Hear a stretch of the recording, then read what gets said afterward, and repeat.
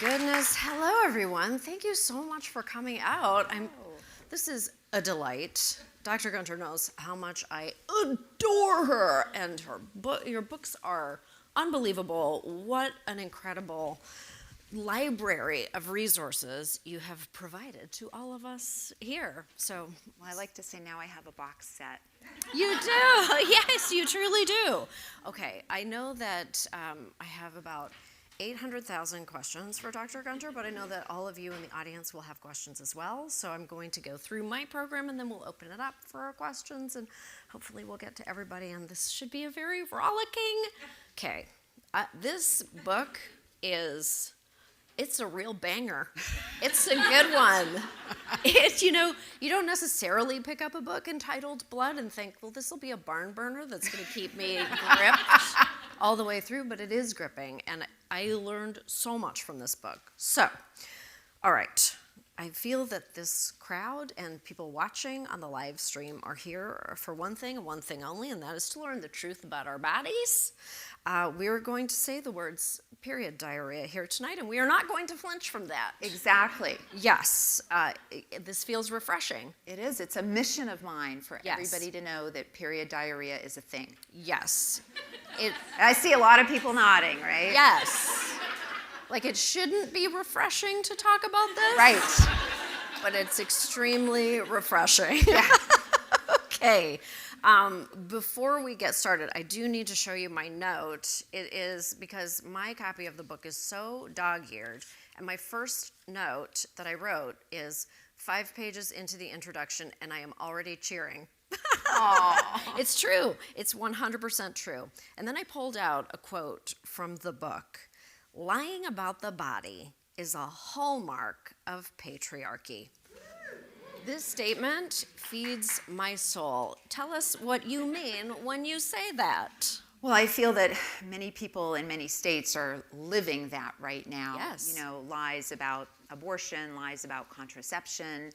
But if you even step back from that, to be empowered about your body, to make decisions that are empowering for you, to have choice, you need to actually understand those choices, right? So if you're given inaccurate information, you haven't been empowered. You haven't had consent.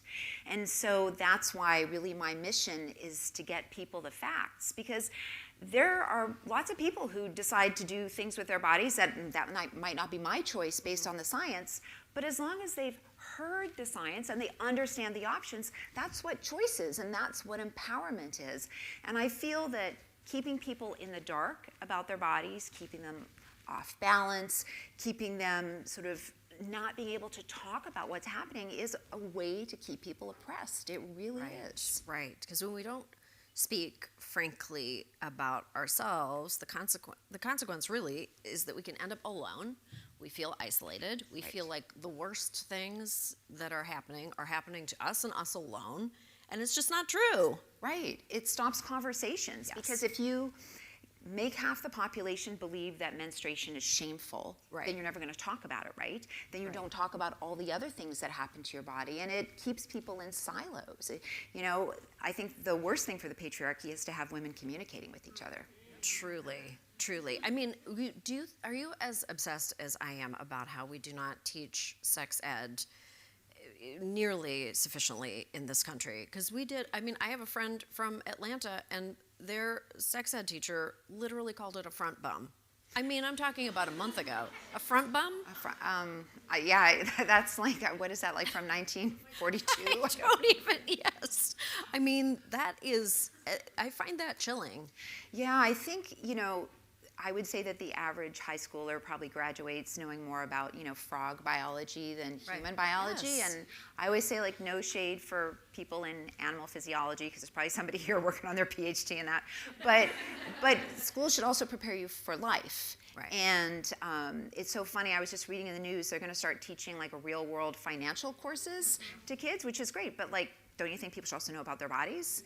And it's because people are uncomfortable talking about it, which is so weird. It's no different to say vagina or uterus than elbow or knee. They're just body parts. And, when my kids had their sex, they actually had a pretty good sex ed class, I have to say, although a lot of it is focused on pregnancy prevention and not on actual biology. Right. But they actually had to label all the parts of the clitoris. What? I know. Okay. Yes. Because my kids went to school here. They did a little bit of Condom on a Banana, and then they Right. watched an episode of Malcolm in the Middle. And I'm not joking. They really did. Yeah, no, they did that, and the teacher tried to sort of gauge the room to see like what people are comfortable with. And we're going to start talking about sex Wow. and what people are comfortable with. And so my son Oliver, puts his hand up. And he goes, "Well, my mom wrote about her vagina for the New York Times." And so she said, "Well, I guess you're comfortable talking about it then." And actually, he's very out and gay, and he is very proud that he knows all the parts of the clitoris. I don't think that I know all the parts of the clitoris. Well, and he's like, "I'm a platinum gay. I've never touched a vagina," because he was born by C-section. Platinum gay. Those are his words. They're his words. So, yes. It's like he was born in a call. Like, Yeah. it's like he. Well, he was C-section, so he didn't touch anything. I know. Can you tell me about the moment that you decided to write this book? Did you know, did you plan it as a box set, or was there a moment where it occurred to you, I really need to do a book that is focused on this? So, when the Vagina Bible came out, I'll be really honest, I got a 2-book deal, so I had to come up with a second book. So I knew I was going to write about menopause, and so then I had this other book. So then I was like, okay, well, what am I going to write? Like, I took the money. So, so then I started really just paying attention to everything that was around me. And I had, with both the Vagina Bible and the Menopause Manifesto, my editor had so many questions about the menstrual cycle, right? And here's this, educated person who reads a ton because she's an editor, and she's like, "Oh, I think you need to add an extra chapter about that because you're talking about things that people might not know about." And that really stuck with me, that that background was needed. And it was about that time, COVID had just started, and people were talking about being afraid of fertility fears because of the vaccine, and social media became a sort of an even greater cesspool about disinformation about the reproductive tract. Yes. This was about the same time that sort of pill fears seemed to kind of take off online. And I would get like daily direct messages from people on Instagram like, "What do you think of this? What do you think of this?" And I kept thinking, boy, if that person had just known about the menstrual cycle, they'd have known right away that that was garbage. So I just kind of put the puzzle pieces together, and I thought, this is the book that's needed. What I did not know, and what I found really fascinating in the book, that I never thought about this in my entire life. What value does menstruation confer? Like, what is the purpose of the way that we menstruate from an evolutionary perspective? Yeah, so these are, it's obviously hypothesis because these things are hard to prove, but I used to wonder that, when I was like riding my bike home with, in the day, the box of pads, I'm not kidding, they were like this big. Right now, everybody's like, you're riding your bike home, balancing it on your 10-speed, and I used to think like, what's up with this? Like, this is very biologically inconvenient. There's nothing else in your body that like squirts fluid, on a semi-regular basis. And so the whole point of menstruation is a byproduct of trying to get pregnant. So we have incredibly invasive placentas. Humans do. We have the most invasive placentas. And to handle that, you basically need, for lack of a better word, a catcher's mitt. You need something that can control that invasion. Otherwise, it's going to grow like cancer all the way through. And there are terrible situations where that can actually happen, but it's fortunately fairly uncommon. But otherwise, this would be more common. So you need this really thick, robust decidua, that's what it's called, the lining of the uterus, to handle the embryo. So during the first part of the menstrual cycle, the lining builds up kind of layer by layer from estrogen. And then you ovulate and you release progesterone. And that changes the tissue so it becomes decidua, which is now this basically layer of thick cells that looks like tissue. So if you ever pass something and you think, did some liver come out of me? That's decidua. Everybody's like, yes, that's happened to me. And so you have this thick decidua to handle this invasive placenta. You need this invasive placenta because humans have the blood vessel from the fetus touches the blood vessel for the mom, so that to get that really great oxygen extraction. because to grow big brains, you need a lot of oxygen. So that's why I'm like, so everybody benefits from the menstrual cycle because we wouldn't have evolved the way we have. And the decidua also provides kind of an immune system to start help managing the placenta, to also sense the embryo. You've probably all heard with the discussions about reproductive rights and abortion, lots of people saying, well, 70% of early embryos fail. So lots of people are having miscarriages and don't even know. That's because the decidua is sensing abnormal embryos. Because if you think about having a human, and if all the parents here are going to laugh, it's a massive biological effort. Right? So not only do you have to get through pregnancy, which is the most biologically taxing thing a human can do.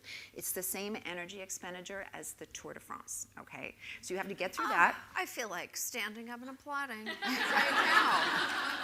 Oh my God, that's incredible. Okay, thank you. Sorry to interrupt. I just had a moment where I started to sweat. So you get through the Tour de Bébé, right? And then you have to survive delivery. And then you have to breastfeed, which is actually even more metabolically taxing than being pregnant. And then you have to raise the human until it can eat and fend for itself.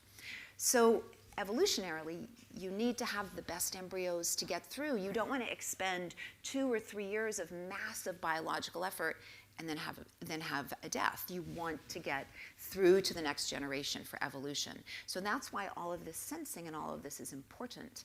And that's why we menstruate, because we have this thick decidua. If implantation doesn't happen, it can't be reabsorbed. It's too thick. You need like a digestive tract. So the only option is to dump it and start anew. And the difference with animals that have estrus, which is most other mammals, is they don't form the decidua until the embryo contacts. So because they have litters, they have other way, you have a giraffe, it drops 8 feet and stands up and can run. I mean, they don't have to go to school, it's okay if it hits a head. So, so it's different, and that's why I always like to say choice is coded into the reproductive tract, because if you don't ovulate, you will not get pregnant. If there's a failure of the corpus luteum to produce enough progesterone, you won't get pregnant. It's like choice is coded into the system. With estrus, there is no choice. If there is an embryo, it's going to implant. How thick does my decidua have to be to get a child all the way through college? It's so thick. It's so thick. Oh my God. Okay, I enjoyed so much reading all of the euphemisms for menstruation in your book. The English have landed. I like that. Lingonberry week, strawberry week is nice. Communists in the fun house. That's my favorite. Is great. In my own life, I like to call it the elevator doors from The Shining. Or there's a horse head in the bed. Tell me about your wonderful dream of eradicating euphemisms. And why don't we start with feminine hygiene? I know, right? I mean, I hate that so much. So first of all, menstruation is not a sign of being feminine. There are trans men who menstruate. There's non-binary people that menstruate. But also, do we want to think about an 11-year-old as being feminine, as being womanly? Those are all messages that are wrong. And you know what? There's lots of tomboys who are 11. They don't want to have all when I was growing up, it was all flowers and fields. You remember there was the dandelion thing? Oh. And Do you remember, Anna, your book, I triggered this memory of when they used to put sphagnum moss in pads, and it was a feature, and they would be standing by a stream. I just remember it so clearly. She was standing by a stream, and she was like, now with sphagnum. And we were all just like, yes, sphagnum. yeah. Correct. I love it. So and then the word hygiene implies that you're dirty or filthy or there's bacteria, and it's just not. It's a body function. We're able to talk about toilet paper in a way that doesn't imply that we're wiping feces away. Wow, we can say that. Well, those are cartoon bears. Yeah, They're just romping in the forest.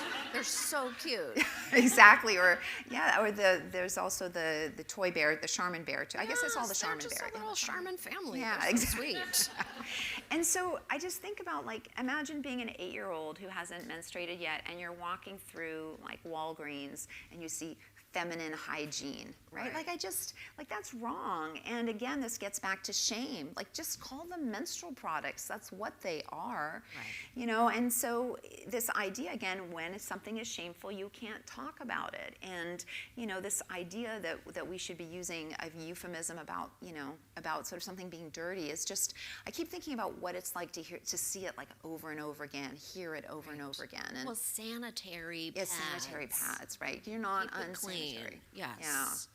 I so deeply enjoy the way in which you pull apart the idea of like ancient wisdom, because so much information is presented to us under the guise, that if it was good enough for our ancient mothers, it's got to be good enough for us. But then, the ancient Greeks thought that the uterus roamed freely around the body. Yes. And that women were just leaky, toxic, insufficient versions of men. Right. And so, you must find, as people respond to you on social media, how deeply we romanticize the practices of our elders when they're not necessarily safe or better or even effective. Right. So this idea that ancient women had wisdom, and I'm not saying they didn't know where to get water or all these types of things. They were incredibly capable of surviving.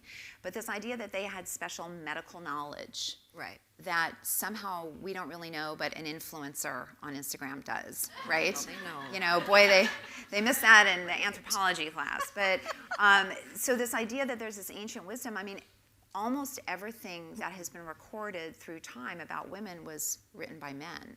So what were these ancient women really thinking?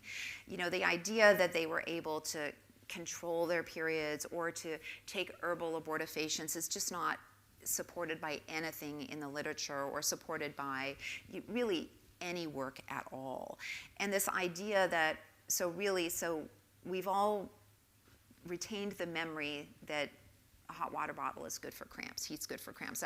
So we remembered that, but we forgot about herbal abortifacients. Right. And if herbal abortifacients were so common, then why were all these women shunned for having unplanned pregnancies? Why weren't they all just using all these abortifacients so they never had that happen to them, right? So, and that's the thing with all of these sort of Instagram-ish myths, and all the ancient myths really that we hear about, is that once you start applying logic to them and then pushing it to the next step, or the next step, it just like falls apart. Right. And so, this idea that we should be using a therapy from when they thought the uterus was literally a wild animal inside a wild animal.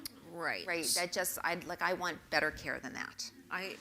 This is a direct quote from your book. If they inserted a stick wrapped in moss into their vaginas, is that a practice we should resurrect?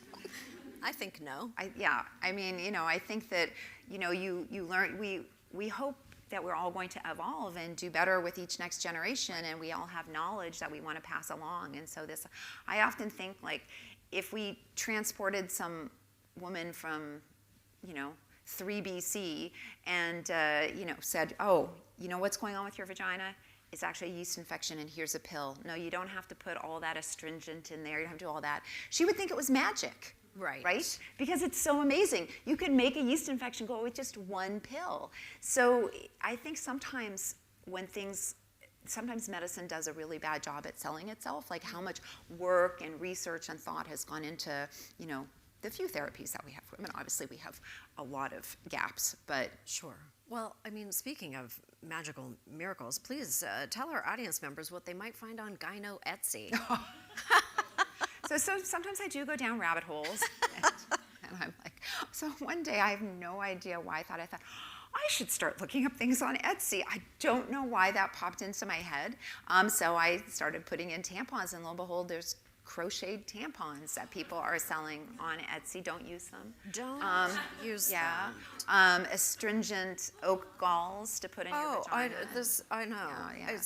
I'm begging this audience never to use a makeup sponge. Oh, yeah. Or a literal sea sponge. I know. Yeah. As seen on TikTok. Yeah, you hear, and it's a really interesting. So you hear these things like these period hacks. I'm like, well, there's a period hack. Get a menstrual disc. Like we have a modern safe thing. So yeah, the idea of putting a makeup sponge in your vagina to absorb blood, They're made of the same material that the Rely tampon that caused toxic shock syndrome is made of, so maybe not a good idea. And there are people promoting sea sponges because they're natural and, you know, they're full of dirt and debris. And, you know, these things, because they're so porous, are full of, obviously, air. And that's actually the major sort of pathophysiology behind toxic shock syndrome, is introducing air into the vagina. It's not, you know, the cotton fibers so much, or the rayon or things like that. It's the air that's introduced, which changes the, you know, the eco niche and allows the bacteria and then the toxin to develop. So the worst thing you can do is compress something that then is going to be expanding and push air with all these little nooks and crannies. And so the press gets all worked up about, you know, a TikTok that said there was titanium dioxide on tampon strings. It's in toothpaste, so if it was going to cause health problems, we'd probably know, because people are rubbing it on their gums, probably know. But not about these other things. Right. And that tells me it's actually patriarchal, because the thing that's helping people, or is neutral, tampons, or it's helping you if you're not bleeding on your clothes, they're interested in scaring women away from that, right? But the thing that could really hurt someone, they're just like not interested in writing about that at all. Right. And it's just, I mean, I'd like to say it's a mystery, but you know, it's not. We all know why. We all know why, yes. Okay, period trackers. Let's talk about period tracker apps. It's not as simple as a yay or nay. It's very complex. Can you speak about privacy and period tracker apps? Yeah, so there's some real concerns with these products. And so people use period tracker apps for two reasons. One, to just track their period, right? And the other as part of fertility awareness methods. So if you're just using it to track your period, I would say that you're not really doing yourself any advantage, because their algorithms are proprietary, so we don't know how accurate they are to begin with. And they're really getting pushed on young girls now about, oh, you should track your period, you can be more in tune with your body. But there was actually a study that took menstrual cycles, and when women had their period at a different time than the app predicted, they blamed their body, not the app, for being wrong. When researchers took their data and figured it out, the app was incorrect. So it's actually making you less in tune with your body. Then there's the privacy issue. It takes very little metadata to find out if somebody's period is 2 weeks late and they went to Planned Parenthood and they went to a pharmacy.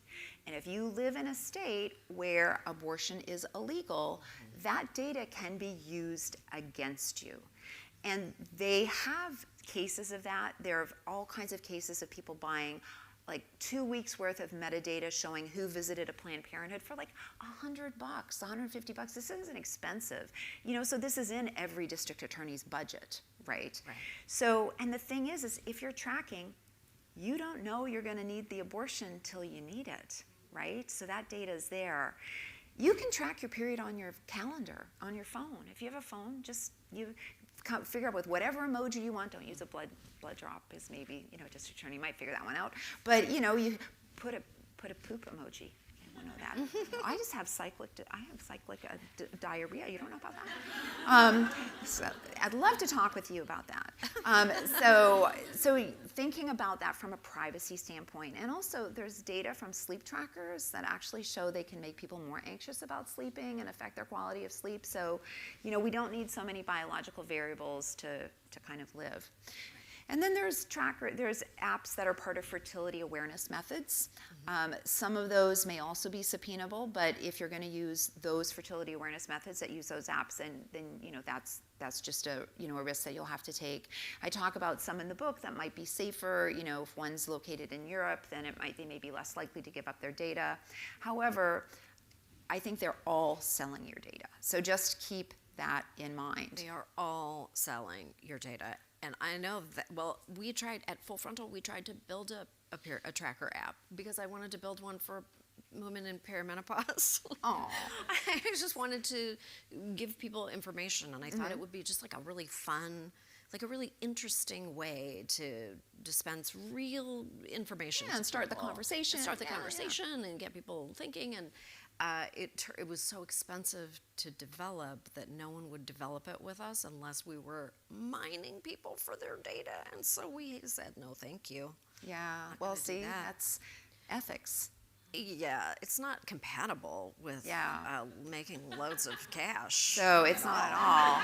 It's not. Those I'm two always things- telling my kids, no app is free. no app is free. And even if you're paying, it doesn't mean they're not selling your data. Yes. And I mentioned a couple of sites that look at privacy and stuff. And so even some of the apps that say they don't sell your data, they've gotten in trouble with the health, with whatever the FTC for actually doing it. So, it's very much buyer beware. Yes, very much so. I mean, really, how fucked up also is it that the people who make laws about our bodies don't understand them at all? Right. Because I just saw a clip on YouTube by a veterinarian. Oh my a God, the guy literal from Wisconsin? veterinarian. Yeah. She Yeah. was like, I've seen a lot of dog fetuses. I think I know a little bit about the pregnant body. Yeah. No, that's really awesome. Yeah, a vet from Wisconsin. Yeah, I love that. I Great. love that so much. So I think that he should get veterinary care then. So, because I know what they do when a cow breaks a leg and it's not pretty. You know what? I'm practically an amateur veterinarian. I could dispense medical care. I could get a book out if he breaks a leg, and I'm sure I could figure out where to make the Fantastic. incision. I'm sure I can figure it out. Now, I am not used to, I have to say, I'm not used to reading comprehensive information about women's pain. And you do a deep dive in this book in a way that felt wonderful. Just the way that you address people's varying levels of pain tolerance and different ways to mitigate treatment across a wide range of treatments, and the mysterious pathways that pain can travel that we don't really understand, Yeah. and also Viagra. Can you talk about that? That was a shocker to me. That was new information to me. Oh yeah. So pain is almost like a virus. It travels throughout your body through all the connections. It's just electricity, right? And everything's connected. So there's data that tells us that when people have painful periods, they're actually more likely to have other pain conditions. And when people develop conditions like endometriosis, they're more likely to develop other pain conditions, all through these shared central connections. So if you think about like your uterus and your bowel and your bladder being like a toaster, a blender, and a Cuisinart all plugged into the same power strip, if you short one out, you can short the other ones out. So pain can actually travel that way. And so when pain is untreated, it can have really, really serious ramifications. Yes. Yeah. Well, you very rarely read about it, and you also very rarely read about endometriosis. And so I'm very thankful to you because people really suffer in silence. They really do, and it's the lack of funding to do studies is, I mean, when you read in the book the numbers, it's so, when you think about 10% of people have endometriosis, it ranges in severity like a lot of diseases range in severity. And if you consider diseases that are far less common, but that might be as serious, but they're just much less common, and how much funding they have had versus endometriosis, I mean, it's no wonder we basically have pretty much the same therapies as when I was a medical student. We maybe have one additional one that we use for breast cancer that we could use, and so that's kind of a new thing in the last few years. But we don't even know if endometriosis is one disease or if it's several different diseases. In the same way we used to think everything was a headache, and then we learned there's migraines and there's tension headaches. And they have some similarities, but they're actually treated differently, right? You would treat a cluster headache different than a migraine headache. And so we don't know, are these different diseases, because it's pain can be such an enigma. Every OBGYN has done surgery on someone for a non-pain related reason. Like maybe it was treating cervical cancer. And you start the surgery and the person's full of endometriosis. And so afterwards you're like, so your periods are really painful, right? And they're like, no, I've never taken an ibuprofen in my life. And you're like, what? And then there's somebody who's got a spec and they have terrible crippling pain. And so there's clearly multiple steps that we don't understand. We don't know if some people produce more inflammatory mediators, if they have different receptors.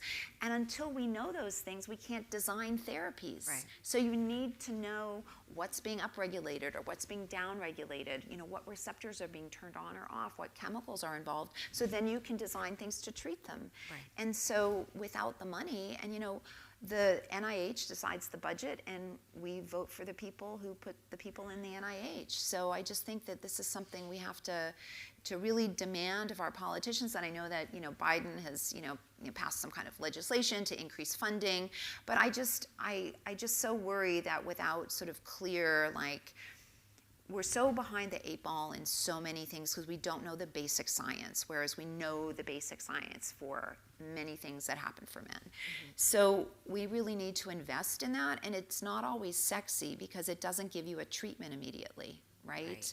And so, but if you want to fix these problems, you have to have that bench research. So it's going to take a strong-minded person at the top to sort of be able to weather that and say, we have to really invest in this. If we want to have a 15-year plan for finally understanding what causes endometriosis so we can actually have treatments, we actually need a lot more bench research. So we need a female president, is what we're saying. Yes, absolutely. That. I know we need you as president. Oh my God, no.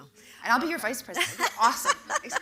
Okay, many of us in the room and probably watching online are either perimenopausal or postmenopausal, an escape room of one in which many of us have to find our way out on our own. One of the most shocking discoveries for me about perimenopause is how much I bled. I could not keep up. I was like a teenager all over again, but somehow worse. You use the phrase hormonal chaos when writing about perimenopause, and for me that tracks. Yeah. And I think for anyone who's laughing in this room understands exactly what I'm talking about. And that is something that only recently are we really talking about out loud with each other. Yeah, it's it was fascinating when I was on tour for the Vagina Bible. When you start talking about the vagina, which is obviously the vulva, after 3 or 4 questions on that, people started asking about menopause. Right. And it seemed I hadn't realized that menopause had more shame than the vagina. Right. That it took having those intimate conversations about vaginal health to make women feel comfortable to ask questions about menopause. And that's when I knew I had to write about menopause. I was like, oh, like I just, because when you're a doctor, it's all in your head. You sort of think everybody knows that, and obviously it's not true. But as I didn't realize the depths of the shame because obviously, you're aging out of being a breeder. So that's we've got the worst ageism and the worst sexism combination there. So yeah, people it's just not talked about at all. And so people the bleeding chaos, hormonal chaos. It's also, something that will pass, but, it can last. The menopause transition, which is the medical term we use for perimenopause or premenopause, can last 7 to 10 years. And depending on how much you're bleeding, how much you're, some people, like my best friend, skipped 1 period and then it stopped. And I was like, I know. Oh. I know. She's like, what are you talking about? Just a unicorn. I know. Good for her. Well, it's like, when women come in and they deliver and they're like, oh, I didn't have any pain. I just had 1 push. I'm like, don't talk about that. On the ward with all those poor ladies sitting on ice packs. Yes, I definitely was writing my Substack, and I asked people for questions just if they had questions for you, and I got like 10 responses that were basically perimenopause, WTF, all caps. I mean, it is so daunting. And can you speak a little bit about the Women's Health Initiative and kind of unwinding the damage that study did in terms of our understanding of HRT? Right. Because a lot of doctors in the present day are still kind of tooling their approach based on that very flawed study. Yeah. I wouldn't say the study was flawed. I would say the communication about it was flawed. Okay. Because we've actually learned a ton of really good data from that study. Okay. And I think a lot of people are, it was halted in a way that was just never done before. Nobody just stops it was like, this is the largest clinical trial that was ever done in the United States. And nobody just stops it without anybody, knowing, and then having a press conference the next day. Like, that's just not what's done. Usually when you're like, I need to stop this study because there's a safety issue, you got meetings, you'd like, maybe they pause it. So it was done in a way that just like wasn't done. And so the Women's Health Initiative was looking actually at hormone therapy for prevention of cardiovascular disease as well as prevention of osteoporosis, with a safety arm to look for breast cancer risk. And there was also a non-hormone arm that was looking at calcium replacement, and there was also another arm looking at dietary modification. So it was like a massive study. And they had a safety signal built in for triggering the study to stop. And it was, and they reached it with, with breast cancer for people taking estrogen and progestin earlier than people just taking estrogen alone. So the study was stopped. And instead of stopping and like, hey, let's talk about it and what's the messaging here, we should really look at the data, they stopped it and had this massive press conference that just went wild. And then the message was, estrogen causes breast cancer. Right. So what happened was, pretty quickly, experts got together and said, wait, we need to look at the data, let's explain what this really means in context. But that doesn't get printed above the fold. Right? So all of that other information that sort of helped put us in context really just never got communicated. And so, the other thing about the study is it's not really applicable for how we prescribe hormones today, because the average age was, women over the age of 60, whereas we're starting hormones much younger. And there's all kinds of theories about breast cancer risk related to having been off hormones for a long time and then exposed versus never being off hormones. Never being off. And it's a different progestin than we use today. So while there's a lot of good data that's come out from it, and we've learned a lot about, the impact of estrogen on many different things, it's really not that applicable for how we prescribe today, because it's a different formulation and a different age. Right. And so unfortunately the damage was done. And I think it's ironic that it's communication that really sort of caused the problem, as opposed to, the actual issues with the study, with what the study found. Right. And so that's the power of bad, communication, right? If you don't know how to put information in context, it's useless to you. It's just data, right? And so and then what happens in the United States is, of course, then attorneys, oh, you took estrogen, you call us, 1-800-SUE-BREAST-CANCER, and then and then it just takes on this life of its own in a way that doesn't happen when something like that happens for a man's body. Right. So, did you all know that Viagra can cause blindness? Yeah, but we trust those poor little dears to take it, don't we? We let them decide if that risk is worth it for them or not. And so this idea that, that women can't assess something that is incredibly low risk and decide if it's worth it for them, that makes a front page, because scaring women about their bodies is the clickbait that works. Right. So, and then when phosphodiesterase inhibitors that's Viagra drugs. The medications for osteoporosis, bisphosphonates, when they sort of had their day with, it causes osteonecrosis of the jaw, also very low risk. Well then, so women were scared to take that. So it's like, so we can't take estrogen, we can't take bisphosphonates, so I guess we just let our bones crumble. That's the answer. That is clearly better than a risk of, 1 in 20,000 or 1 in 40,000. Simply desiccate. Right, we just... before your eyes. Right, but yeah, so it's these things are never put in context, and so it's really, it's really just disheartening. Right. And so we've had a lot of research now. There's quite a lot of studies from, different biobanks and other observational studies. And, basically some people believe that even the risk with transdermal estrogen may be 0 for breast cancer. The problem is we don't have prospective studies. So it's very difficult to say a risk is 0 without a prospective clinical trial with a placebo arm. But we have a lot of observational data that tells us, if there is a risk, it is very low. Well, I have lots of friends on hormone replacement therapy, and I do want to ask you this. It's very specific. Can you explain why, as we enter perimenopause and we're seeking relief, that our doctors don't usually check our hormone levels before giving us all the samples and the jellies and all the patches and stuff like that. Feels perplexing. And then sometimes you meet a doctor who does want to check your hormones, but then maybe they want to give you testosterone, and you're like, wait, these two things, talk to me about the opposition of these two forces. 'Cause we are confused. So when menopause happens at the time it's expected to happen, age 45 and up, it's not a surprise. Right. We don't need to test because we're expecting that to happen.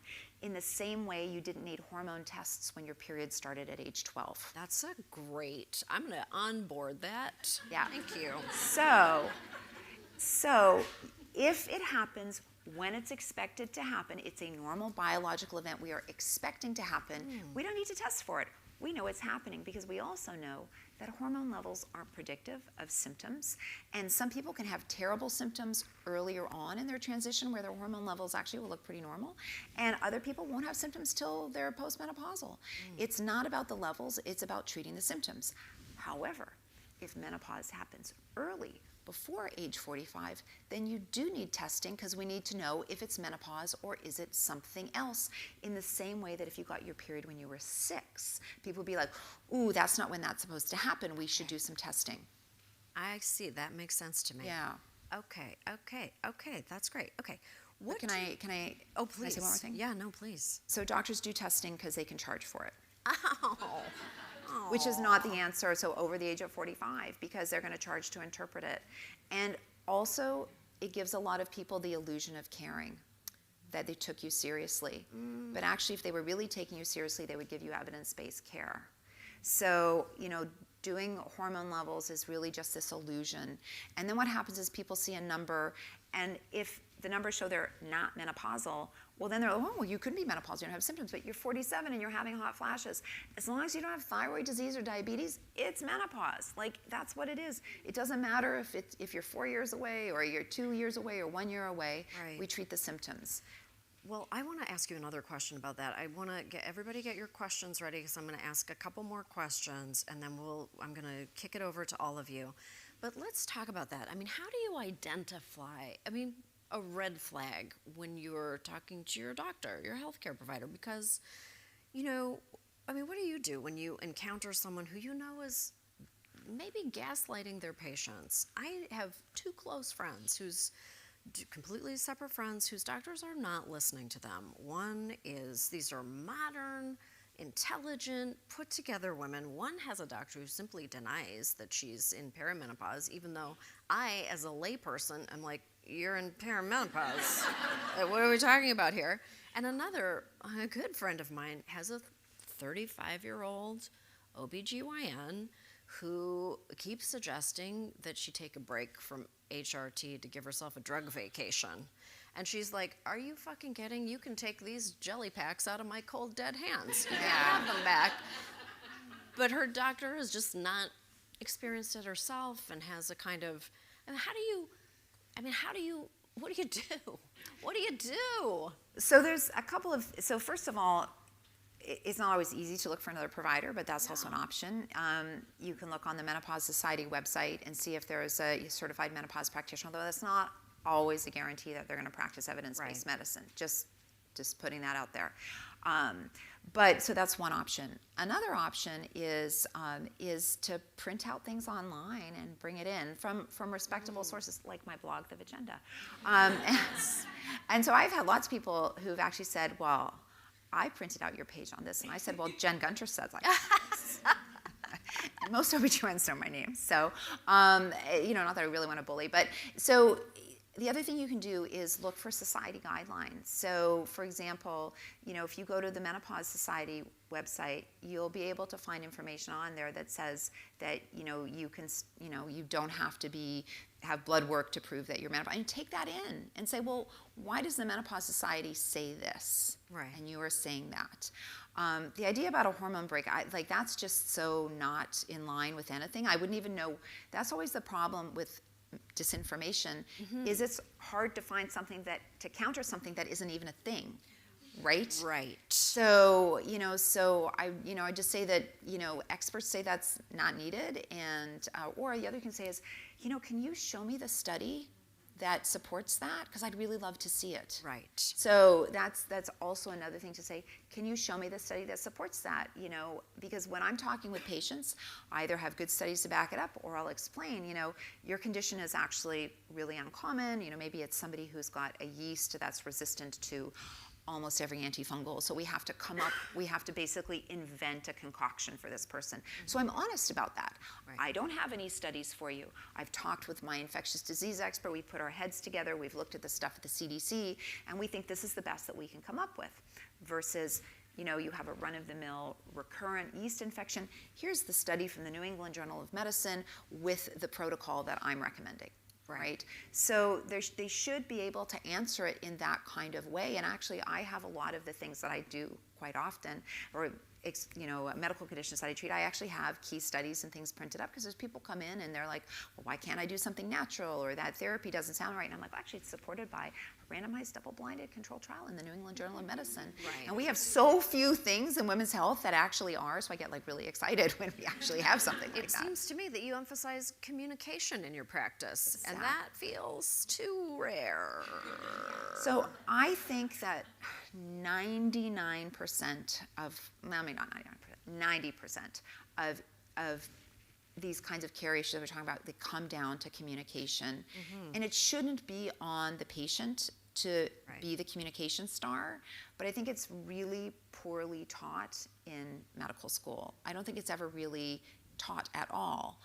Versus, if you're, I guess, a communication major, you probably learn about those kinds of things. Well, information is power. Yeah, and I always say, it doesn't matter how good your science is if you can't communicate it to your patient. And the study may as well not have been done. It may as well not exist. What a waste of money. And so, and we all saw with, scares about the vaccine, how damaging communication can be. And, that's part of the reason why I write, because I know a lot of doctors read my books, and, then, maybe I'm going to get through to them about, the thing that they believed. And the other kind of dirty secret in OBGYN is that office gynecology, what we do like day to day in the office, is so poorly taught in many residencies. So not just menopause care, which is office gynecology, but vaginitis, which is my area of expertise as well, or vulvar conditions. These are or bleeding problems. So OBGYNs are really great about taking your fibroid out, or they're great about putting an IUD in, but they don't learn a lot in many of the training programs about office gynecology. And it's not emphasized often when people get out, because that's the lowest reimbursement. Oh, You get paid the least for doing office gynecology. So what does that say about the thing that brings women in for care the most? Like 10% of all GYN visits are for vaginitis, and it's one of the most poorly, reimbursed things. So what does that say? I had somebody ask me about vaginismus. Vaginismus, yeah. Which is something that I've never heard of before. And they were wondering if you see an increase in diagnoses, and is that part of that practice of? Yeah, so I don't think I've been treating vaginismus for 30 years. I don't think I've seen an increase, but I think there's more people aware about it. I think there's fewer people, because more people are talking about sex, I think there's fewer people suffering. So I think there's more people coming in saying to their doctors, I think I have vaginismus, versus if they were referred to me for pain with sex, I'd be like, hey, I think you have vaginismus, or you have it. The Vagina Bible would be the best book for that person, because there's a whole chapter on it. But vaginismus, for people who don't know, the levator ani muscles and the obturator internus, they're the pelvic floor muscles, the muscles you squeeze if you're trying to stop, from farting in an elevator, or your urine coming out, right? That's the levator ani, the Kegel muscles. So when they get too tight, when they're tight, then that causes pain with penetration, or it can cause pain with orgasm, or it can cause pain after sex. And it can happen, that can just be kind of how they are. Maybe it was related to toilet training. We don't really know. Some people have always had tight muscles. For some people, it develops later in life. It's woefully under-recognized, and it's highly treatable. And again, that gets down to the shame aspect. If your doctor never asks you if sex is painful, the saddest thing I hear is when someone's coming to see me for a completely different reason. Maybe they have a yeast infection, maybe, something unrelated to pain with sex. And we go through things, and, I do you have any pain with sex? Oh, no. And then I go do the exam, and it's clear, so we stop, and I'm like, hey, so are you sure you're not in pain with sex? Well, not any more than normal. Oh, my heart just Yeah. broke. Oh. So if your whole life you thought it was normal to hurt, and no one's ever told you otherwise, and maybe you've shared it with your partner, maybe you haven't, how would you know to tell your doctor that sex is painful? Isn't that awful? That I could cry. Yeah, so that happens once a week in my office. I'm not kidding. Untethering ourselves from shame is the single greatest, is a gift that we can give ourselves. Yeah. Truly. So that's kind of like communication with self. Yes. Okay, I have one last point that I want to make, and then I'm going to open it up to questions, because there's, at the end of the book, you talk about the illusory truth effect, which hit me right in the, where's the solar plexus? Okay. Well, anyway, it hit me right where it I don't know. counts. I think that's Hit like me in an the vagina. alternative It medicine. punched me. That people, and the illusory truth effect is that people are predisposed to conflate repetition and accuracy. Yeah. And social media has really mastered the technique of exposing us again and again and again to things that pique our interest or whatever. I see it in my kids, I see it in my friends, I see it in myself. And there's a very important small part of the book about fact checking. Yeah. And how to really do that. Because people often say, I'm doing my own research. But if you're only doing your own research in your own information silo, you're not really doing research. Yeah. And I really love what you recommend, which is immediate disengagement. Yeah. It's hard. You got to back out. Yes. Can you describe, what do you recommend for people who see something and you go, wait a minute, can that be right? What do you recommend that people do? So this is the only appropriate use of hygiene is social media hygiene, because some of it is filthy. Right? Yes. So you're protecting yourself from the contamination of disinformation. Yes. So every single piece of information that you see has to be fact-checked the first time, because if you let it go, that's when it starts to fester and you start to think that that might be true. That's the thing that has been shown to be the most effective. Now, back in the day, if you were just reading Reader's Digest and you saw it, well, you could pause and go to do something. But with social media, you're fed the next video and fed the next video. And if you've watched one video like that, you're going to get another one like that, which is why I keep getting shark attack videos, because I'm scared of them and I can't stop watching them. So then it keeps feeding them to me. So then I have to start following puppy things to like cleanse my feed. So you've got to stop and you've got to disengage, because exactly what you said is true. People don't learn how to fact check medicine in the same way I don't know how to fact check what's going on with the Boeing Max. Like, I don't know. I don't know what's real. I don't know what's popular. I don't know how to interpret what I'm reading. And the problem is search engine optimization. Yes. So what you're fed from your search is the result of search engine optimization, not of what is the most medically accurate. And many wellness alternative medicine sites are very good at search engine optimization. So you might not find the accurate answer till like the 4th page of your search, which it may as well be on the other side of the world, because none of us go beyond 3 or 4. What you do is you put a new search term in, right? If it doesn't come up. So disengage.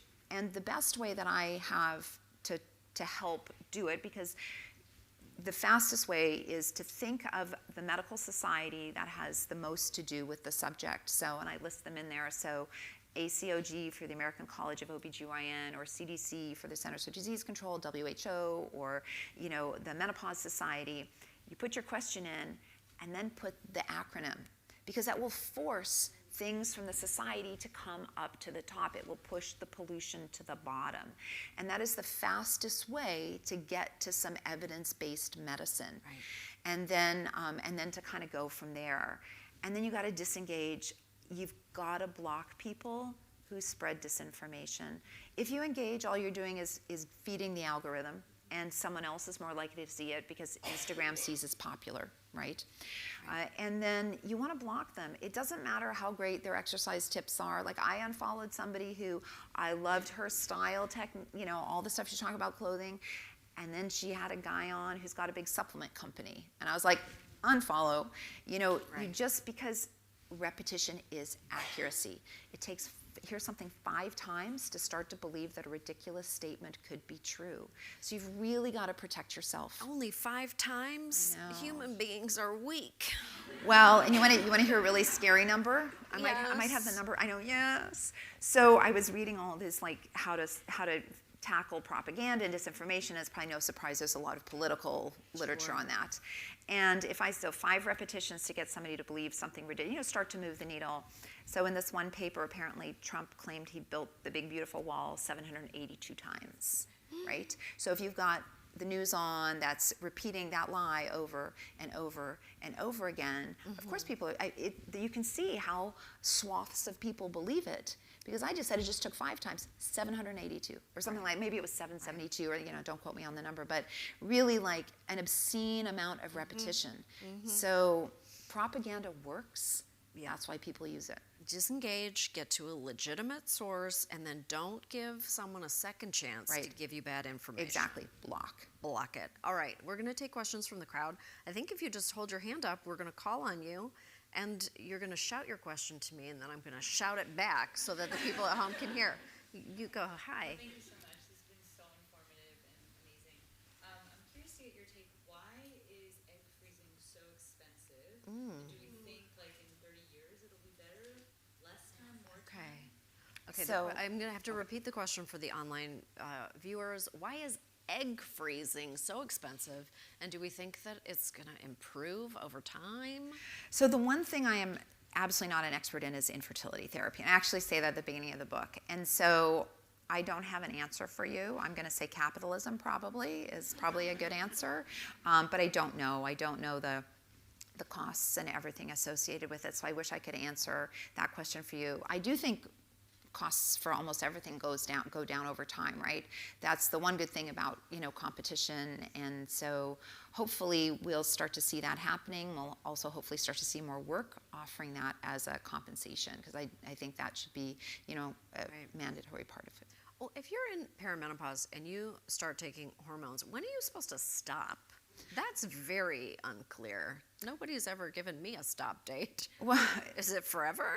it depends why you're taking them. So if you're taking them to control bleeding and you weren't having any other symptoms and you wanted to try stopping them after 3 to 4 years to see if your bleeding had gone away, you can. If you're taking them for hot flashes, you can try stopping if you want after 5, 7, 10 years to see if they're still problematic or not, as long as you don't accumulate risk factors for reasons that we wouldn't want you on hormones. And if you're someone taking it for prevention of osteoporosis, if you're at high risk for osteoporosis, then you don't ever have to stop. And so, as long as you're on an appropriate dose, we see people often on these very high doses. So all the safety stuff I'm talking about is for appropriate doses. Right. So, I and was trying to grow a unicorn horn trying to- with I put it right here just to see what happens. and actually, as you get older, in general, the amount of estrogen you need to treat symptoms tends to drop down. So often people can step their dose down a little bit, maybe when they're over 60, if they want to see if that still works for them. So, Okay. Yeah. Okay. Oh, I see. Yes, right through there. No, you have glasses. Yes. Yes. Yeah, I have another hormone question as well, but as it relates to contraception. So I've been told that it's, well, like maybe a trend, but I can't really tell. Like it's bad to be on the pill for like many, many years before, Okay. like, or before you want to try to get pregnant, whatever it is. Is there any truth to that, or is that like another natural trend? Okay. So the question is about the pill. Is it safe to use for years and years? Everybody's starting to hear that it's not safe for long-term use. I will say this book covers it extensively, but yes. Now, let me give you the short version. Yes, it's safe. The people telling you that all profit from people not being on the pill. So if you want to sell someone a supplement to fix broken periods, you'd need them off the pill, right? If you want to sell them a tracker, you need them off the pill. If you want them to come to your naturopathic practice so you can do unindicated hormone testing and then sell them something to balance their hormones, you need to be off the pill. So like any medication, if you need to be on it, you need to be on it. And if you don't, you don't. When we look at life expectancy, it's not any different for people who take the pill versus people who don't.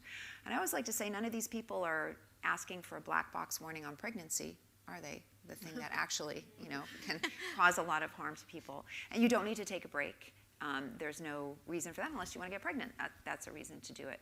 So there are many people who have terrible periods, who have pain with periods, who have polycystic ovarian syndrome, and that's the number one treatment for them, and they are doing great on that. There's people that's their preferred method of contraception, and they're doing great on that. And so it's just, what is it doing for you? And if it's doing the things that you need, if it's serving you, absolutely. If it's not serving you, then we should try something else. That's a great question. Okay.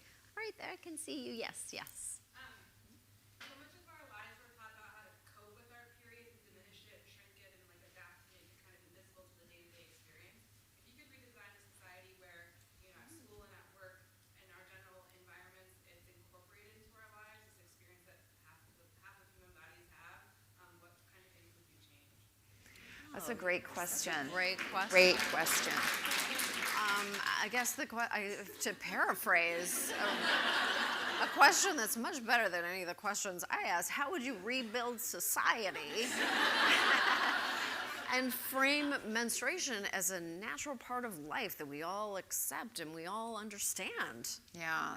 So first of all, I'd insist that every single human learn about the menstrual cycle, and that I would insist that everybody get education about it from the beginning. And I would ban using euphemisms outside of parties. No, I'm just kidding. But you know what I mean. You wouldn't be able to, you know, that we would have a focus on language. We wouldn't have morning shows that are afraid to say these words. These words would be common everywhere, so I would get rid of shame. And then I think from a workplace, I'd think about, well, how do we think people probably managed 5,000 years ago? They probably lived in collectives that helped each other out. Right? What a concept, right? So if you're having a bad day, you're having cramps, then other people would help out, and then you would do the same in return. I would also make healthcare free and available to everybody. I would make tranexamic acid available over the counter, which is a medication to reduce heavy blood flow. It is available over the counter in some countries without a prescription, so people wouldn't have to suffer with heavy periods. So I think it would be like a multi-armed approach with education, with how we can work together more collaboratively. We're better as teams, right? So think about that.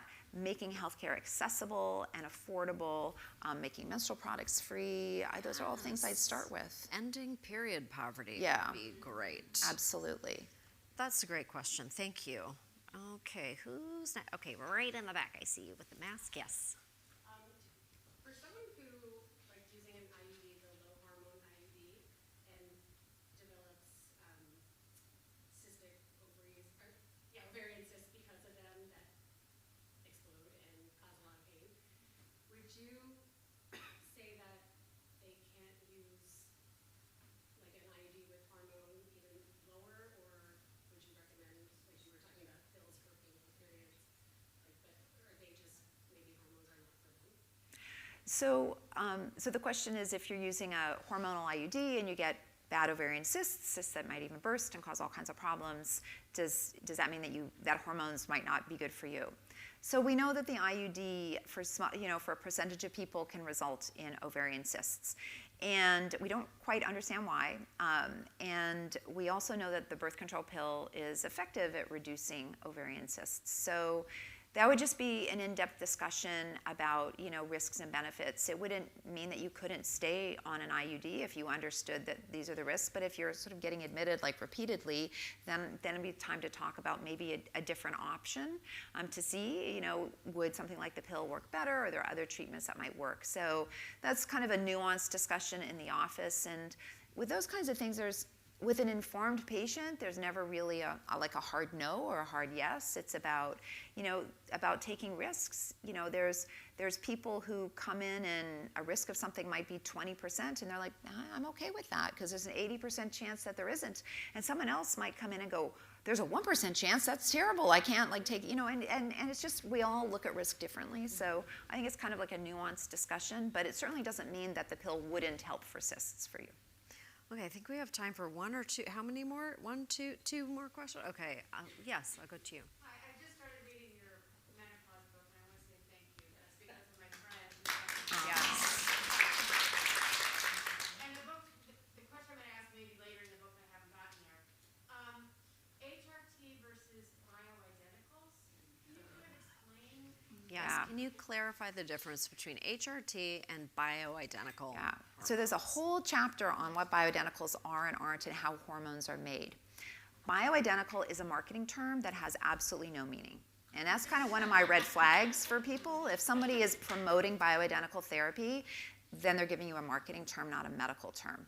So bioidentical is this concept that you're going to take a hormone that's identical to what your ovary makes, and that somehow makes it safer. Except I could collect estrogen from everybody in this room. We could take all your estrogen, suck it out of you. I could monitor, and then I could take it all and I could inject it into one person and over time give that person endometrial cancer. They've been given estrogen from an ovary. It's as natural as you can get, and it can also be dangerous. So there's no safety involved with that. There's also this idea that it's like plant-based or something different. Every hormone that you take comes from the same place. Whether it's made up in a pharmacy or it comes from Big Pharma, they all bought the raw hormone from the same place.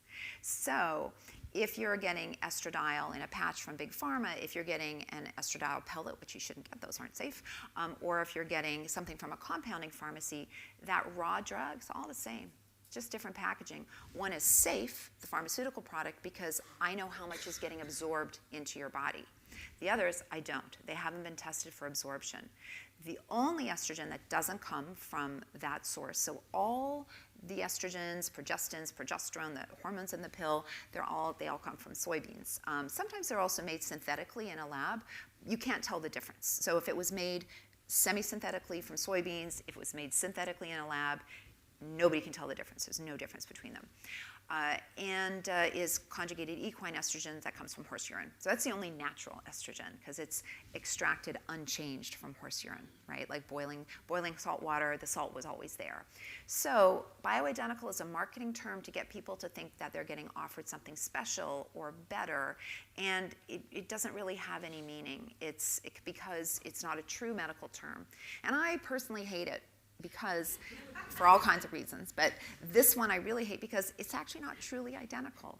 The way we make hormones in a lab, there's a slight chemical difference between the way the ovary makes them and the way they're made in a lab. Now, your body doesn't care, but identical to me should be identical. So it's just kind of like the scientist in me that bugs it. So it's just a marketing term, and the book will explain that in all more detail. You want to know how much estrogen you're getting, just like you want to know how much gas you're putting in your tank. And with compounded hormones, it's like you don't have a working gas gauge and you don't have a working gauge on the gas tank. So who knows? Right. Are you saying that eating Japanese yams is not the same as getting a facelift? Wait a second. I know. Are you in the pocket of Big Yam? Big yam. Yeah. I represent the yam industry. Okay, I think we have time for one more question. I'm going to take it from you. Thank Yes. you. Nodding my head, I feel like it's going to fall off. But I have a question about the earlier onset of puberty or pubescent symptoms that we're seeing in young women in particular, but not necessarily in conjunction with early onset of menstrual cycles. And what is happening? Is it where they were doing a study saying, oh, it was, access to food, and so, there's the component of adipose tissue that's increasing all of the, cycles starting earlier. Can you talk a little bit about that, and are there risk factors that we should be looking for that, if it's like, we're talking about like 6 and 7-year-olds who are budding and things like that? Yeah, so certainly anybody who's having any signs of puberty that early needs to talk to their pediatrician. That's not something that should just be like, oh, this is early, you absolutely should need to talk. But the age which the period is starting is getting younger. And the main hypothesis is body weight. So we're heavier earlier because there's kind of a critical body mass to get everything triggered, which kind of makes sense. You need to be big enough to have a pregnancy, right? If you sort of think about it that way. And if you look at, cultures that have had, very little access to, they live very traditional hunter-gatherer lifestyles, their periods are still, typically start around like age 15, 16, because, they don't have the access to the nutrient-dense food that we have. So the biggest belief is that it's primarily related to that. I think the idea about endocrine disrupting chemicals and things like that is still not completely sorted out. There's a lot of hypotheses there, but I don't think we know enough for sure. And so there's definitely some of that in the book. I talk a little bit about it. But you're correct about, it seems to be, a lot of it seems to be related to body weight. And that we will conclude. With that, we will conclude. I mean, this was an incredible chat. We could have talked all night. We could talk all night. The book is wonderful, and it's a resource. I'm going to keep this on my shelf. I'm going to go back to it 100 times. It's wonderful. Well, that's what I hope. You might menstruate 450 times in your life, or not if you're on the pill, or whatever, but you deserve to know how your body works. Yes. Right? You deserve to have that information. So I hope people read through it, or they put it on their shelf and they read through part of it and then get to it when they need to. I hope if you've got a girlfriend who's not sure about something, get it for her, give it as a gift. Just being empowered, leave it on the coffee table so everybody sees it. I think it's, anyway, so thank you, everybody. Thank you so much.